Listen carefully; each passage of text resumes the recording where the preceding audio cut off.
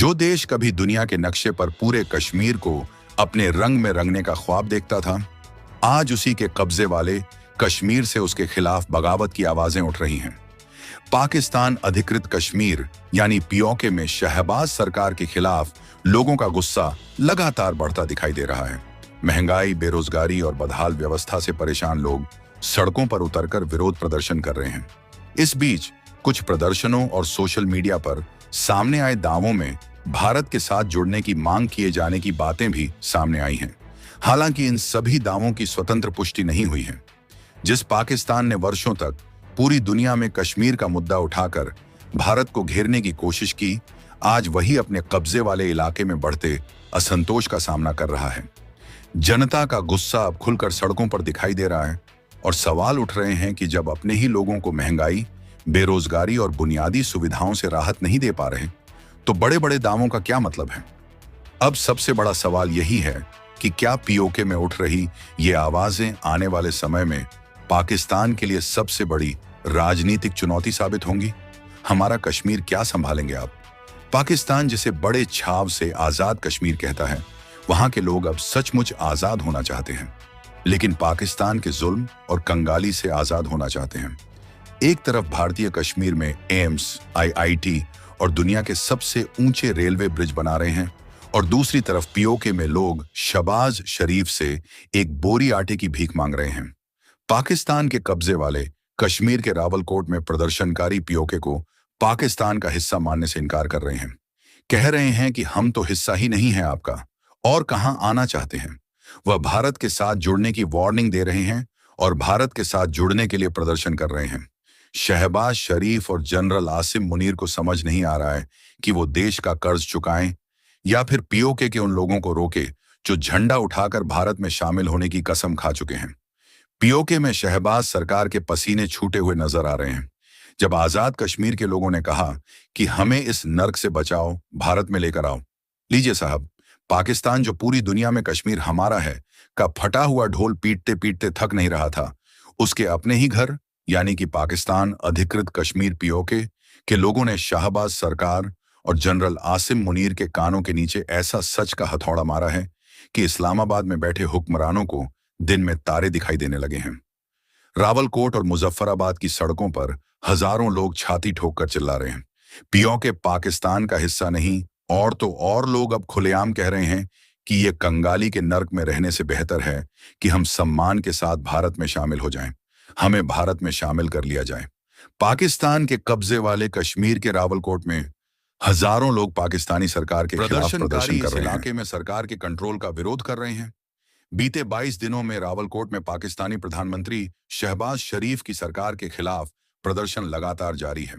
ईदगाह ground में हुए प्रदर्शन के दौरान वक्ताओं ने कहा कि इस इलाके को अब पाकिस्तान के कंट्रोल में नहीं माना जाना चाहिए। इसके साथ ही प्रदर्शनकारियों ने पाकिस्तान सरकार को चेतावनी दी कि वह भारत के साथ जुड़ जाए। यह विरोध प्रदर्शन सिर्फ पाकिस्तान के कब्जे वाले कश्मीर तक ही सीमित नहीं था, बल्कि विदेशों में रहने वाले जो समर्थक थे, उन्होंने भी कई देशों में पाकिस्तानी दूतावास, राजनयिक मिशन के बाहर प्रदर्शन किए और भारत में शामिल होने की मांग की है। रावलकोट में पाक सरकार के खिलाफ जमकर प्रदर्शन हुए हैं। रावलकोट में इस विरोध प्रदर्शन की अगुवाई स्थानीय नेता कर रहे हैं, जिसमें नागरिक अधिकार कार्यकर्ता सरदार अमन खान भी शामिल हैं। तो पाकिस्तानी अधिकारियों के खाने पीने की चीजें, दूसरी जरूरी चीजों की सप्लाई पर 2 हफ्ते की रोक लगाने के बाद यह विरोध प्रदर्शन शुरू हुआ है, और यह विरोध प्रदर्शन और तेज हो गया है। इतिहास गवाह है साहब कि जो देश अपने नक्शे पर कश्मीर को हरे रंग से रंगने का ख्वाब देखता था, आज उसके कब्जे वाले कश्मीर के लोग भारत के तिरंगे को देखकर अपनी आजादी की दुआएं मांग रहे हैं। वो तिरंगे का हिस्सा होना चाहते हैं। डार साहब और शहबाज शरीफ अब संयुक्त राष्ट्र यानी कि यूएन में भाषण तैयार करना उन्हें बंद कर देना चाहिए। अब बंद कर दीजिए, क्योंकि बहुत जल्द पीओके की जनता खुद ही घर वापसी का रास्ता साफ करने वाली है, और ये घर वास्तविक का रास्ता खुद ही अख्तियार भी कर रही है, जिसकी शुरुआत हो चुकी है। सरदार अमन खान ने प्रदर्शनकारियों को संबोधित करते हुए कहा कि पाकिस्तान के कब्जे वाले कश्मीर यानी कि पाकिस्तान का पीओके हिस्सा ही नहीं है। उन्होंने दावा किया है कि पाकिस्तान को इस इलाके की ज्यादा जरूरत है, न कि इलाके के लोगों को पाकिस्तान की। एक वीडियो में पाकिस्तान के कब्जे वाले कश्मीर के लोगों ने ऐलान किया है कि यहाँ के लोगों ने पाकिस्तान के सेना प्रमुख आसिम मुनीर को अपना सेना प्रमुख मानने से इनकार कर दिया है और कहा है कि वे किसी तानाशाही को बर्दाश्त नहीं करेंगे। और लोग यह भी कहते नजर आए कि चोरी की जमीन पर मालिकाना हक जताने वाले पाकिस्तान को आज जोर का झटका लगा है, क्योंकि पीओके की जनता ने यह साफ कर दिया है कि हमारा मालिक इस्लामाबाद नहीं, नई दिल्ली है। हमारा मकान मालिक इस्लामाबाद नहीं, नई दिल्ली है।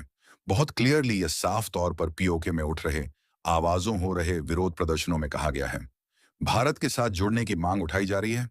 9 जून से लाइन ऑफ कंट्रोल यानी कि एलओसी के पास एक अलग धरना प्रदर्शन चल रहा है। एक प्रदर्शन के दौरान खान ने अपने समर्थकों से कहा कि अगर खाने पीने और दूसरी चीजों पर पाबंदियां जारी रहीं तो उस इलाके के लोग मदद के लिए भारत की ओर देखेंगे। सरदार अमन खान ने कहा कि भारत से मदद मिलने पर इलाके के राजनीतिक हालात बदल जाएंगे और इस्लामाबाद पर दबाव बनेगा। आइए इस कड़वे सच पर कुछ और फैक्ट्स के साथ समझने की कोशिश करते हैं।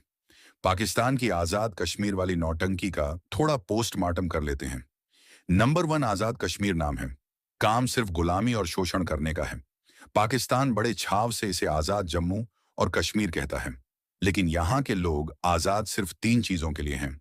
भूखे मरने के लिए आजाद हैं, अंधेरे में रहने के लिए आजाद हैं और पाकिस्तानी फौज की गालियां खाने के लिए आजाद हैं। जम्मू कश्मीर जॉइंट अवामी एक्शन कमेटी यानी कि जेसी के नेतृत्व में महीनों से चल रहे इस पहिया जाम और शटडाउन आंदोलन ने पाकिस्तान के उस झूठ का गुब्बारा फोड़ दिया है जिसमें वो खुद को कश्मीरियों का हमदर्द बताता था। पॉइंट नंबर 2, बिजली हमारी, बांध हमारा और ऐश करे पंजाब के नवाब। फैक्ट यह है कि पीओके की मंगला और नीलम झेलम पर बिजली परियोजना से 2300 मेगावाट से ज्यादा बिजली बनती है। यहां के स्थानीय लोगों की जरूरत सिर्फ 400 मेगावाट की है, लेकिन पाकिस्तानी सरकार पूरी बिजली खींचकर पंजाब प्रांत के बड़े बड़े बंगलों में पहुंचा देती है। पीओके की बिजली, पीओके का पानी, पीओके का इंफ्रास्ट्रक्चर और बिजली कहां जाती है? पाकिस्तान के पंजाब के रहने वाले बड़े बड़े रईसों, बड़े बड़े नेताओं के घरों में और पीओके के लोगों को थमा देते हैं आसमान छूते भारी भरकम बिजली के बिल, और सिर्फ बिजली के बिल थमाए जाते हैं। जबकि सच ये है कि 18 घंटे का पावर कट वहां होता है। लोगों को बिजली मिलती नहीं है। जब जनता ने कहा कि हुजूर हमारी बिजली हमें ही सस्ते दे दो, तो शबाज शरीफ ने उन्हें गद्दार और आतंकवादी घोषित कर दिया। वाह भाई, चोरी ऊपर से सीना चोरी कोई बड़ी बात नहीं है, कोई नई बात नहीं है पाकिस्तान के लिए। पॉइंट नंबर 3, आटे की बोरी के लिए गोरिल्ला युद्ध हो रहा है वहां पर। आर्थिक तंगी से जूझ रहे पाकिस्तान की हालत यह है कि पीओके में गेहूं और आटे की भारी किल्लत है। लोग रोटी के लिए तरस रहे हैं। जब 2025 में हुए समझौते के तहत लोगों ने सस्ता आटा और बुनियादी सब्सिडी मांगी तो सरकार वादे से मुकर गई।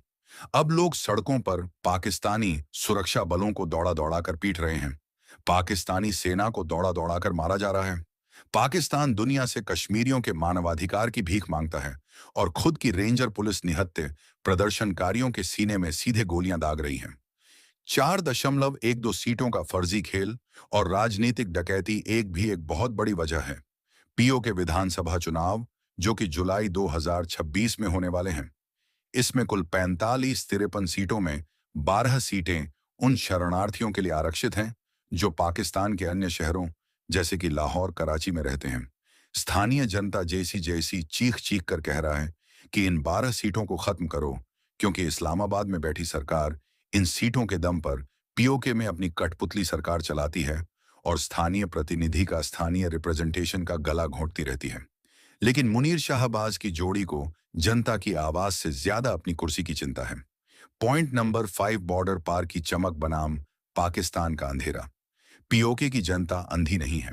वे सोशल मीडिया पर देख रही है कि भारतीय जम्मू कश्मीर का बजट 14.5 बिलियन डॉलर से कहीं ज्यादा का है, जो पाकिस्तान को आईएमएफ से मिलने वाले कुल भीख से यानी कि कुल लोन से भी कई गुना ज्यादा है। भारतीय कश्मीर में दुनिया का सबसे ऊंचा चनाब रेलवे ब्रिज बन रहा है।